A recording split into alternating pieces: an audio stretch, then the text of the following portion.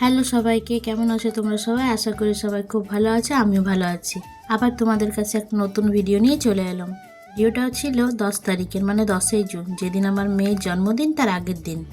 ওই যে আমি বলি রোজই ভাবি ব্লগ ছাড়বো, কিন্তু আমার ওই কুড়ামির জন্য রোজ আর ব্লগ করা হয়নি।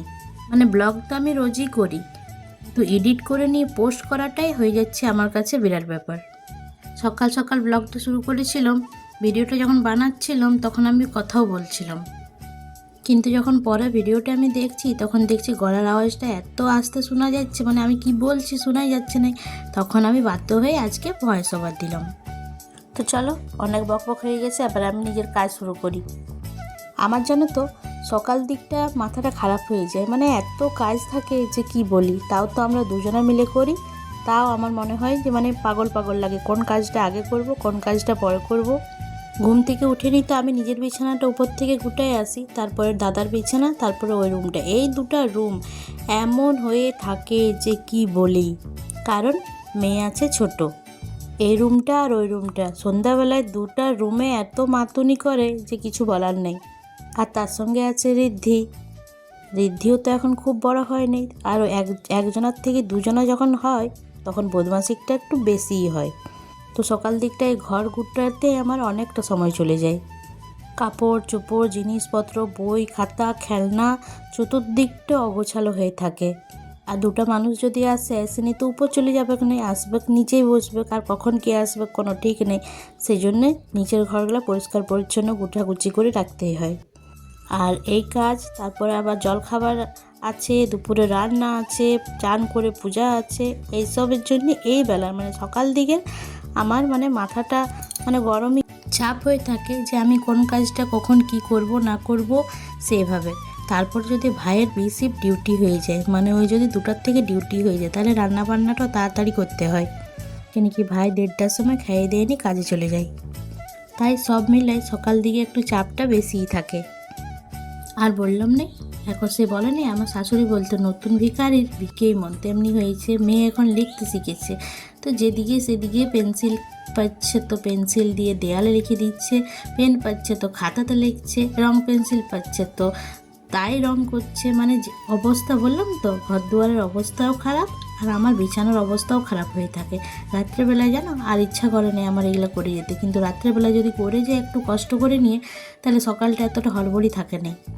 কিন্তু ওই যে এত গরম, তখন মনে হয় যে না না সকালবেলা উঠে নিয়েই করবো। আর এখানে দেখে তো একটা কাণ্ড হয়েছে।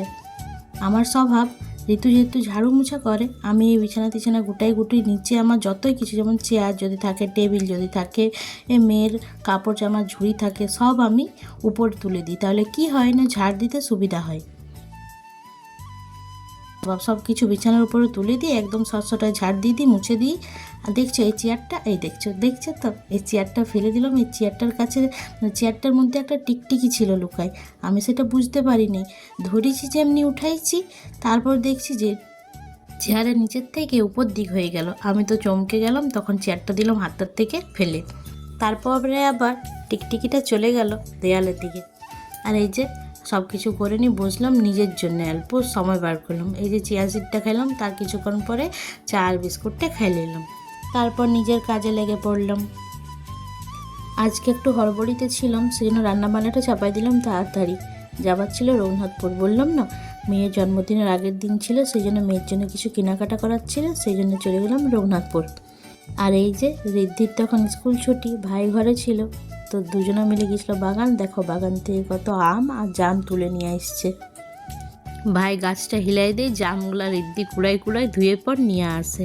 আর এই জামলা খেতে কিন্তু খুব মিষ্টি, আমগুলাও মিষ্টি, কিন্তু জামগুলা মিষ্টি খুব। আমগুলা একটু টক টক আছে ভাবটা, মানে ভালো করে পাকে নেই, আর জামগুলা কিন্তু দারুণ মিষ্টি। তারপরে রান্না বান্না চান টান সব কিছু করে নিয়ে আমি চলে গেলাম রঘুনাথপুর।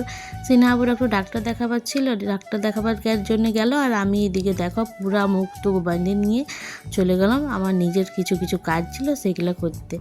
তো দেখছো তো, এই যেদিন গেলাম বললাম 10 তারিখে, দেখো এই দোকান পাটলা সব কিন্তু ছিল যখন গেলাম তখন। আর আমি আরও 2 দিন আগে, মানে 1 সপ্তাহের মধ্যে আরও 2 দিন আগে গিয়েছিলাম।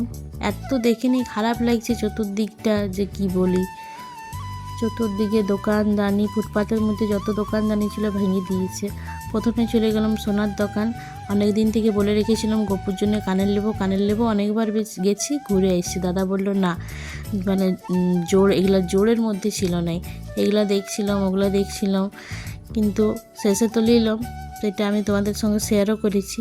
তারপরে সিনা আবু চলে এলো ডাক্তার দেখায়, চলে এলাম অ্যাপেলোতে এসে নিয়ে বলেছি না, মাসে আমাদের অনেক ওষুধ লাগে, আমার লাগে, সিনহা আবুর লাগে, ওমের লাগে, তারপরে বড় মামার আছে। তো একবারই অ্যাপেলোতে যাইনি, ওষুধটা নিলাম। ওর চলে এলো মেয়ের জন্য জামা কিনতে।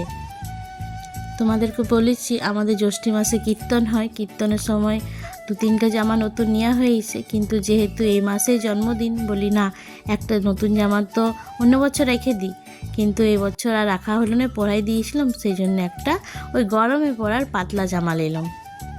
আর দোকানেই যাচ্ছি, মানে দোকান গেলেই দেরি হয়ে যাচ্ছে, একটার পর একটা করে না দেরি হয়ে যায় দোকান গেলেই। তারপর চলে এলাম ফার্নিচারের দোকানে, এখানে নিবার ছিল স্টাডি টেবিল মামামের জন্যে।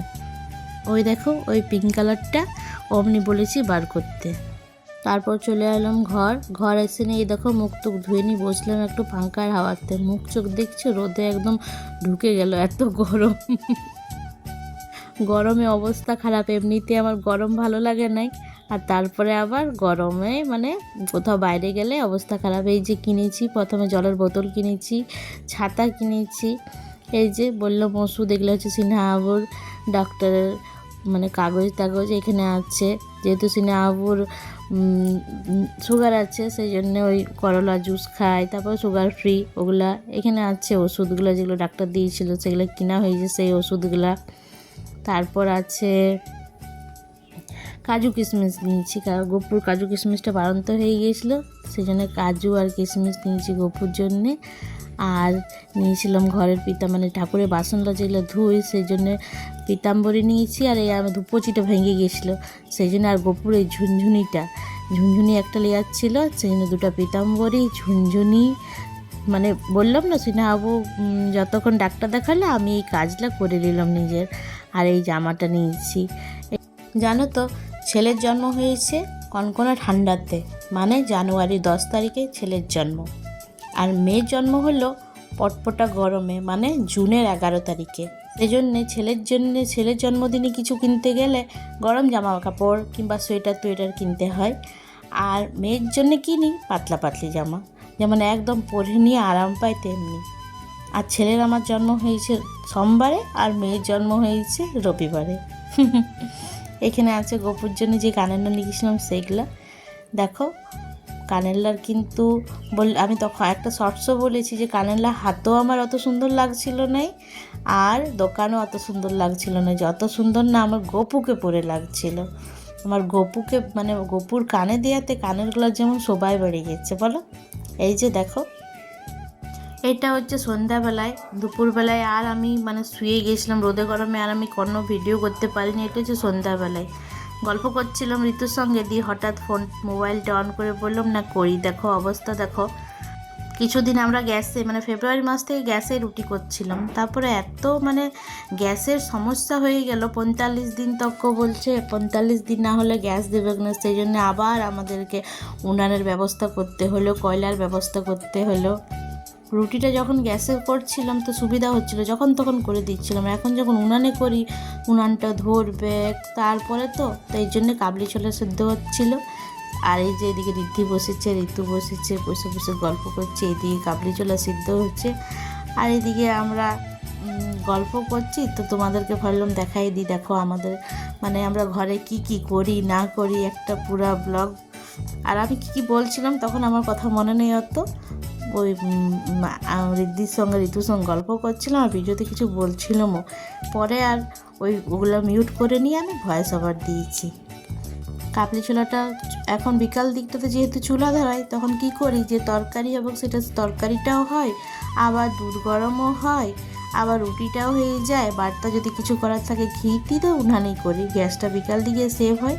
আর এদিকে আমি দেখো গরমে আমার অবস্থা দেখো, সকাল থেকে মানে একদম ধুরসে গেছি রোদে আজকে।